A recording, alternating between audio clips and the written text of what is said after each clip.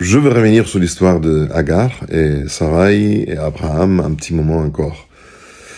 Et vous savez que Dieu avait promis à Abraham qu'il allait avoir des enfants, énormément d'enfants, et une descendance large. Mais Sarai ne pouvait pas concevoir des enfants. Et c'est là que Sarai a pris une décision de sa propre compte, par elle-même. Elle a décidé de prendre Agar, son esclave, sa servante, pour la donner à Abraham pour avoir des enfants. Et c'est sa décision à elle, à Sarai, pas à Dieu. Parce que parfois on essaie de trouver de raccourcis toujours lorsqu'on voit que les choses s'attardent, que Dieu s'attarde. Et on essaye toujours d'aider Dieu avec nos décisions. Et voilà, ça a eu des mauvais résultats. Le résultat, c'était qu'Agar était enceinte. Et elle commençait à se vanter de ça, se moquer de Sarai. Et il a eu une grosse dispute. Et après, on voit dans Genèse 15 que Sarai a blâmé, a culpabilisé Abraham de cette situation.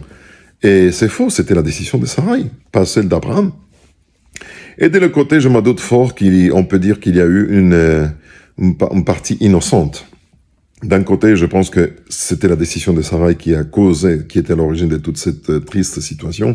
Et de l'autre côté, c'est sûr et certain que Agar, qui était égyptienne, qui était païenne, qui était d'ailleurs, et elle a commencé à se vanter de que voilà, je suis enceinte du seigneur de la maison, mais pas son épouse. Donc ça a causé un gros conflit, une grosse dispute, au point que Agar, à la fin, a pris la décision de partir ailleurs, d'aller au désert. C'est-à-dire, Sarai était en train de pourrir la vie d'Agar. Donc tu vois, il y a personne qu'on peut dire c'était innocent. Elle qui était innocente dans cette situation. Mais on a vu qu'après, c'était l'ange de Dieu qui a été envoyé, qui lui a dit « Agar, t'inquiète pas, je suis avec toi, je vais prendre soin de ton fils, et ton fils sera aussi le père de multitudes, des nations. » Et la condition, c'était de rentre, soumets-toi à Sarai. Waouh, c'était dur, parce que Agar a dû avaler son orgueil, on va dire, pour rentrer chez Abraham. Mais de l'autre côté, je pense que Sarai a eu aussi beaucoup de choses à avaler lorsqu'elle a vu Sarai rentrer. Et bien sûr, lorsqu'elle a raconté que l'ange de Dieu se montrait à elle a dit « rentre ». Parce que pour Sarai, ça a été dur de dire « waouh, Dieu a parlé directement avec une esclave, et pas avec moi ».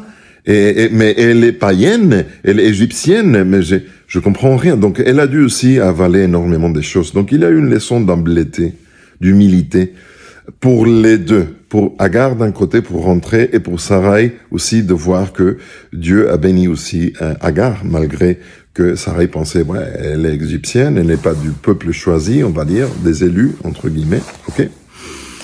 Et ça me fait penser à beaucoup de choses. Numéro 1. C'est nous qui causent très souvent les mauvaises situations, parce qu'on veut donner un coup de main à Dieu en apportant des solutions qu'on pense que c'est la bonne, parce qu'on pense que Dieu s'attarde. 2. Aucun côté dans une dispute est innocent. Les deux ont des choses à cacher, les deux ont des choses à dire. 3.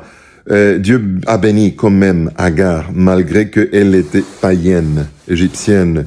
Elle ne faisait partie et je dis toujours entre guillemets, des élus. Et ça montre que Dieu se soucie de tout le monde, même de ceux que moi, croyant, personne que je pense que j'ai la faveur de Dieu, je pense que les autres sont moins que moi. Il est pour tout le monde. Dieu se soucie de tout le monde. Et l'autre chose, c'est que Dieu ne s'assoit pas à perdre son temps pour médier là en disant qu'est-ce que tu as dit et pourquoi, dans quel moment et qu'est-ce que tu as répondu, à trouver qui, comment, pourquoi il a dit. On arrête, point final, tu rentres, tout était, vous les deux avalez votre orgueil et on va continuer de l'avant. Je vais vous venir à vous deux. C'est à moi. Laissons Dieu jouer le rôle de Dieu. Parce que parfois, nous voulons faire ça.